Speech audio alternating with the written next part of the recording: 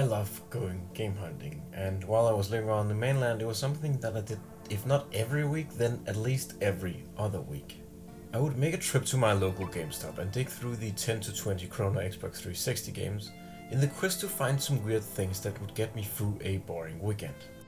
Because I was at the time living far away from family and friends, because of my education. Then life happened. I moved back to my ancestral home on an island far away from everything, including GameStops. I made myself the promise that when the company I had just started was making money, I was gonna use that money to travel around Europe and go game hunting. And then GameStop announced that they were closing down in Europe. At first I thought it wasn't gonna affect me because GameStop had just internally restructured and formed GameStop Northern Europe, which made it look like GameStops were still gonna be around in the Nordic countries and Ireland. But a couple of months after that they then restructured again and became GameStop Ireland. And with that came the announcement of the closing times of all the GameStops in the Nordics. And with that, my plans to travel Europe and hunt for games became a lot less of a plan. Not because that there aren't any other stores than GameStop, but GameStop was gonna be my safety. See, GameStop is a terrible company in America, but in Europe they're fine. They follow the laws of the land, so their employees make a livable wage. And there are, in my experience, a lot less Karens in Europe, so customer interactions are a little less terrible, and most GameStops, to my knowledge, are either franchises or operate as franchises. So individual stores are a lot less corporate and have more personality. While I was trying to think of what to do with my plan to travel Europe and go game hunting and use GameStop as my safety spot, the act of even traveling was out of the picture, and I was stuck on an island in the middle of the ocean in the middle of nowhere for 3 long months due to a world event that happened in the spring of 2020. And now that the world event has kind of passed a bit and I'm on my way to the mainland for the first time in 6 months to go pick up a car, while I'm here, I'm gonna attempt to hunt for some games in a post-2020 Europe, right here in northern Denmark.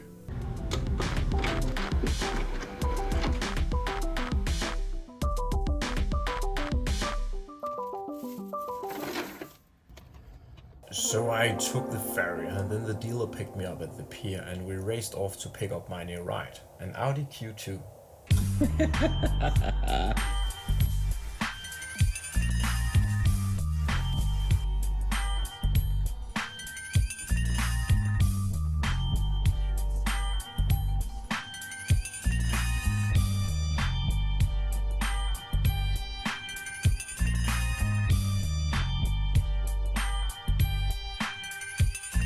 After my initial shock of finally owning a cool guy car had passed and I had become comfortable with my new ride, I decided to take it for a spin and enjoy some mainland freedoms that I had been robbed of for the last 6 months. Driving more than 20 kilometers in one direction and Mickey D's. Like, I haven't been to a Mickey D's in years, so this trip through the drive-thru is long overdue. With some bad food and some good coffee in me, I set out on my quest to find a game store, and that was easier said than done in a post-GameStop world. I first drove around to a few of my old second store haunts, but they were all closed down due to the current world circumstances, and the small electronic stores that sometimes carry video games either didn't have any or were closed down as well. I think I take for granted that the place I live in lives off of tourism, so the restaurants and stores we have available to us aren't available in other places that have less than 2,000 inhabitants. And those things I've been hearing about how the out of edges of Denmark are in financial trouble, well, they're actually real. They just don't happen in my area or other tourist areas like this cute little seaside town I'm driving through right now. I was almost about to go to a supermarket to find some games, but then it hit me. Læsehesten, aka the reading horse. Læsehesten was a place I used to go to all the time. But as anime got more popular in the early 2000s, the rise of neckbeards happened and they invaded that place. So I stopped coming to avoid their judgy looks and offensive stench. In any other place, this chain would have died out a long time ago. But because it was a government subsidized program that employed people with disabilities in part-time positions, I figured that it still might be around. And while it's now a real store that's not subsidized by government money, it's still very much around, and it hasn't changed one bit in 20 years.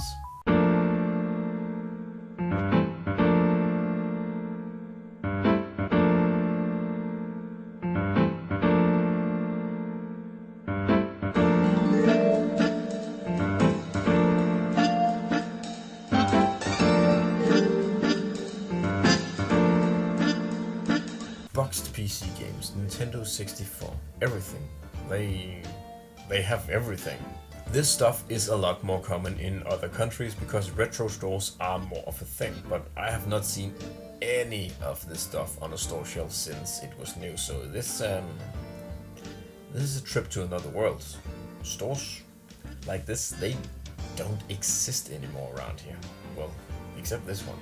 I could have spent hours in here, but I only had 10 minutes, so I picked up Deus Ex on PS2 because that's neat. Then I picked up Mad World to complete my Jack collection, True Crime New York City and True Crime Streets of LA because I've been on a GTA binge lately and I've always wanted to check out the clones. And to further fuel that craving, I picked up Liberty City Stories. I did keep an eye out for Vice City Stories, which is the one I've been looking for because it's supposedly as good as a mainline GTA game and even plays better than Vice City proper. But I couldn't find it, so this will have to do. Finally, I also picked up Jade Empire, because Harry from the Friendly Premonition Discord keeps raving about it. And then I picked up Brotherhood of Steel, the now second worst Fallout game. Will I ever play it? Yeah, probably not, but it's a Fallout game and I love these, and I collect Fallout games, so I had to. The prices in the store are fine. It's no 10 krona Xbox 360 game, but they are around eBay prices and online store prices, so when accounting for shipping I did save some money actually. And the experience of walking through the store and picking out games from an actual physical game store shelf in a game store that has game store stuff in it from yesteryear is definitely worth the premium. Alright, mainland was fun, but it's time to head back to the island, so we can play some games.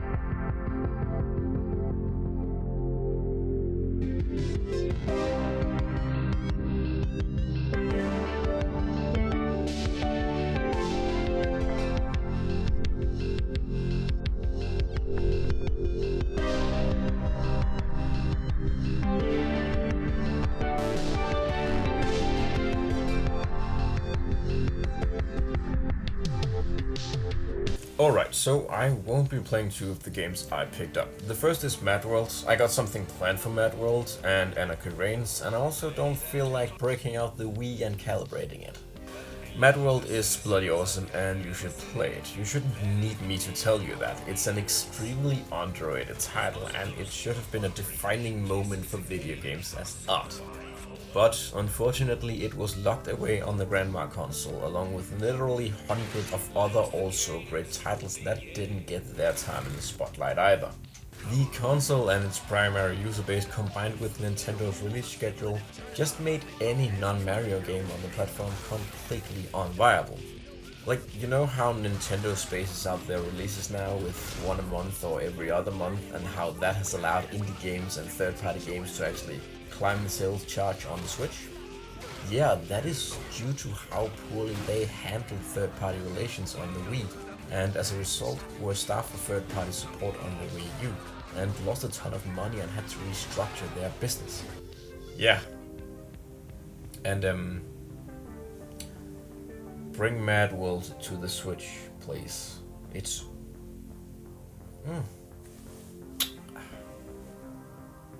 The other one is Brotherhood of Steel. Brotherhood of Steel, for obvious reasons, weren't a priority for Microsoft to bring to backwards compatibility on 360, since it was at the time the worst Fallout game, and generally one of the worst games on the OG Xbox. And I lost the cables to my OG Xbox and the controller somehow, even though I still have the physical Xbox itself.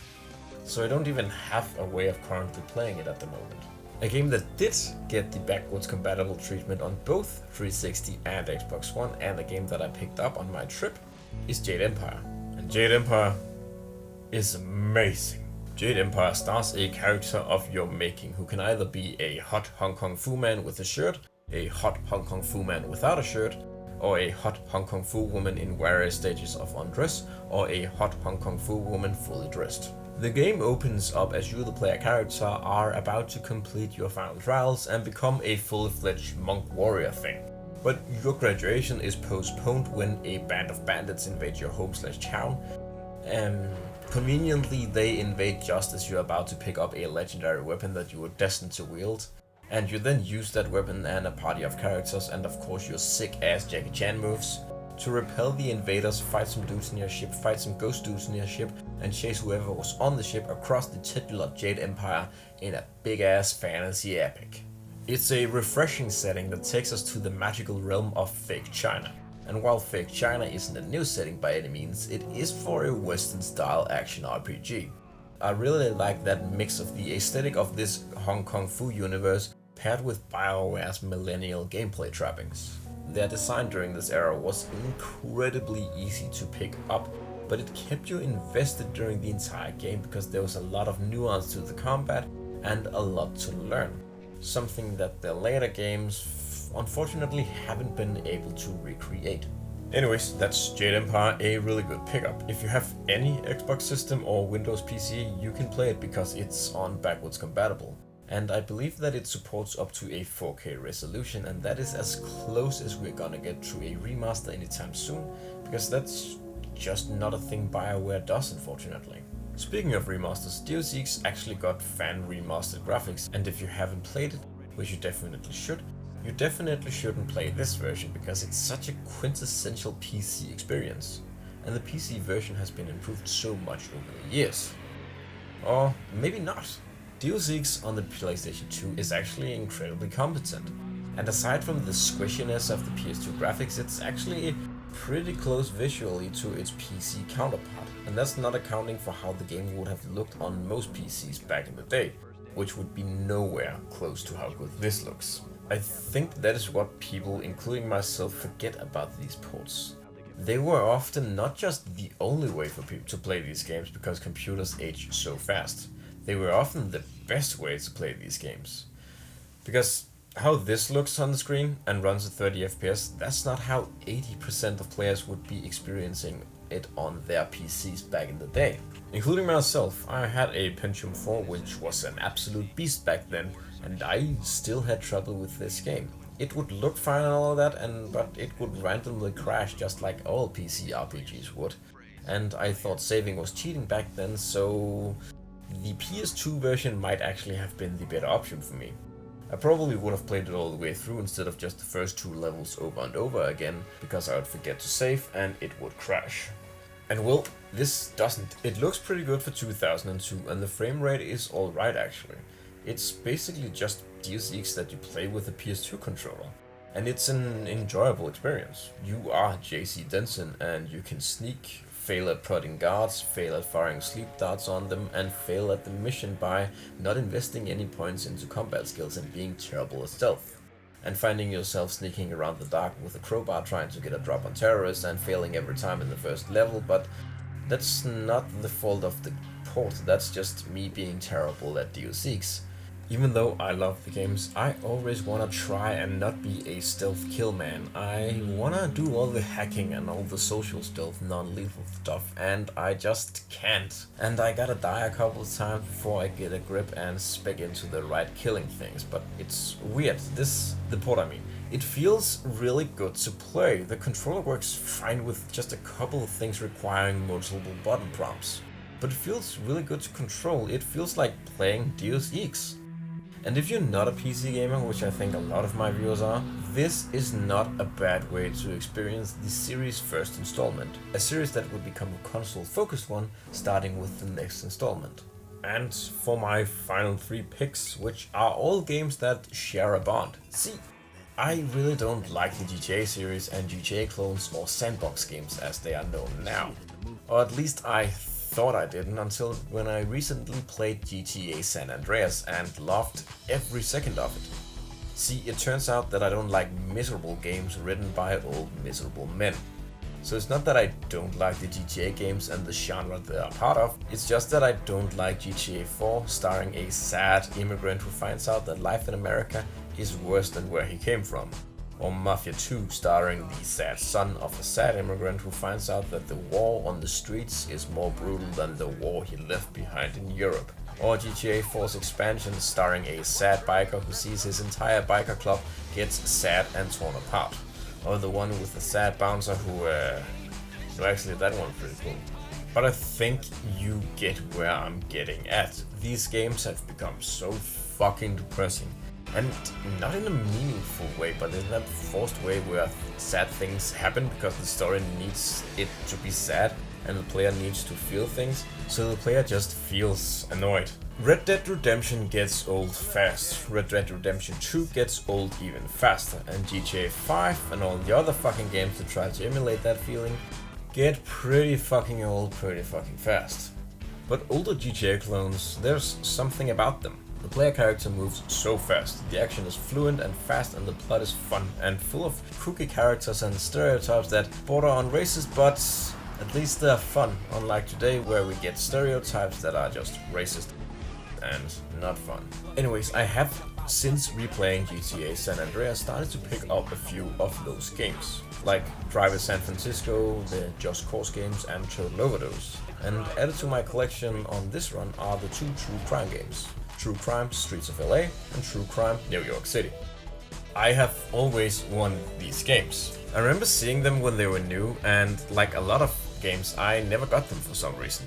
Gaming was moving very fast in the early 2000s, and you would see something and then bam, it would be 10 years later and the game would have 2 sequels and you would be playing the spiritual one set in Hong Kong, aka Sleeping Dogs, which is a really excellent game, and I will definitely review the zombie DLC sometime because I love stuff like that.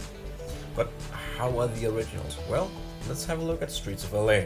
Detective Lin is rolling through town, and while he's at the gun range, the chief makes him an offer that he can't refuse. She will cancel his suspension if he joins the EOD, a citywide task force that doesn't play by the rules. That's the setup to Streets of LA. It is an unapologetically stupid action movie where the protagonist dual wields revolvers, drives a convertible, and his first interaction with his partner is to assume that she's the office lady and asks her to get coffee. And in the next scene from that, a comically evil punk harasses an old person, and Lin then throws a chopstick into the punk's ear. Kung Fu fights him, then has a shootout with him, chases him down and violently guns him down, and then has a Kung Fu fight with his own brother for no reason, but it's fun. Streets of LA is an, I assume, faithful recreation of Los Angeles, and is a supposedly very big open world for the time, and features most of the streets from the actual city, just in a truncated and little samey way. Gameplay is extremely fast. Cars go from 0 to 100 in a second, and every car has a Ferrari engine. Gunplay happens via auto-log-on, and so does fistfighting. And I can't really find any strategy how to do well or not to do well, and that's okay. We're not here to play the game really, we're here to watch a dumb action movie, and I'm here for it. In between action movies, Lin will patrol the streets and stop crimes. The more correctly he does that, like not shooting any civilians or getting them killed by any other means, the more points he will receive and the more moral points he will receive. But as for the criminals themselves, well, it's fine to just gun them down, doesn't matter if they just stole a purse. True Crime New York City, on the other hand, is a completely other beast. It stars Marcus, a gangbanger who, after surviving an assassination attempt by his own gang, shoots them all dead before being confronted by a father figure of his who covers up the shooting and gets Marcus on the road to become a police officer. Flash forward a few years and Marcus has just earned his detective badge, and him and Terry, the father figure, are on their way to do some shady stuff. They meet up with Marcus's father, who he has a strained relationship with, and briefcases are exchanged. Marcus then drops Terry off at some sort of negotiation thing, and then the building that Terry is in blows up. Marcus vows to take revenge and then he hits the streets, and that's how the game starts. While the first game had some morality system, this really plays with it and integrates it into the plot. Marcus is invested in the revenge and also the cop work, so the moral stuff has weight, unlike the first game where it was mostly there as a score system. And it's a really neat way to go about things. Unlike the previous game, you can't just gun down every bad guy you encounter. Well, you can, but that takes you down the bad story path, I'm assuming. What you have to do is assess the situation and use correct force. Flash your badge at a group of unruly people, fire a warning shot if they don't comply, then isolate the most dangerous one and take him down and hope that the rest will stop. Using force on perps wielding weapons is fine if they look like they intend to use them. But if you're up against someone with a bat, the game encourages you to take them down non-lethally, and rewards you if you de-escalate the situation and get them to surrender. And that's a common theme throughout the game, this more grounded and real and proper approach. In order to commandeer a vehicle, you need to flag the driver down, flash your badge, and then wait for them to get out, unlike Lynn, who just rips people out of their cars and then gets on with his day. And stopping criminals is rarely a high-speed chase. You are often running after purse snatchers and breaking up fights or frisking suspected drug dealers and gangbangers. It's all incredibly engrossing, and while I think the first game is fun, and I can see why they chose to build upon that with Sleeping Dogs, I definitely prefer this style. It's just unfortunate that it's trapped within a game that runs like ass. A really beautiful game with an interesting aesthetic and a killer soundtrack, but still a game that runs like ass. Which means that I'm definitely gonna track down the Xbox version, or maybe the PC port if there is one, and play that one, because I'm really digging the game itself. And finally we have a GTA game proper, Liberty City Stories, or well, almost a GTA game proper. The mainline home console games in the early 2000s all had their thing. 3 pushed 3D graphics in video games, Vice City pushed style and narrative in video games, and San Andreas pushed scope in video games.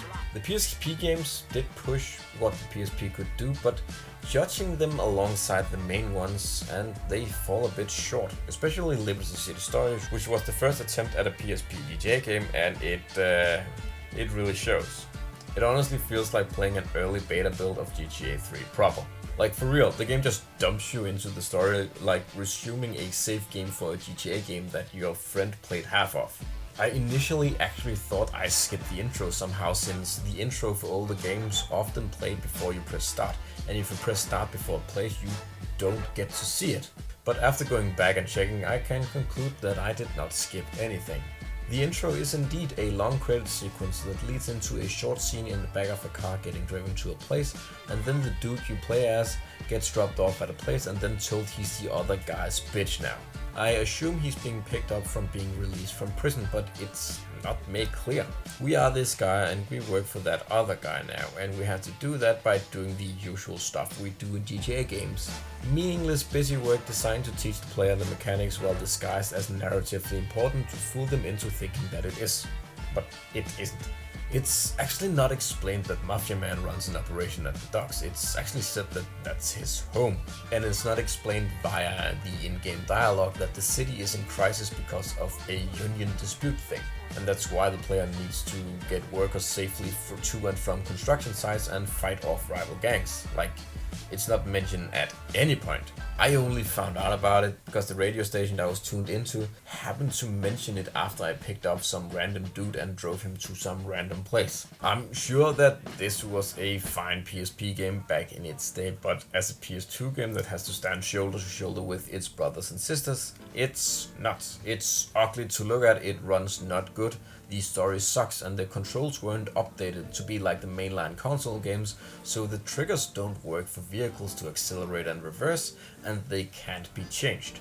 It feels very rushed and very cash grabby, almost like the game initially failed to meet sales expectations on the PS2, which it did, and this port was squeezed out as fast as humanly possible while the PS2 was still relevant. It was. And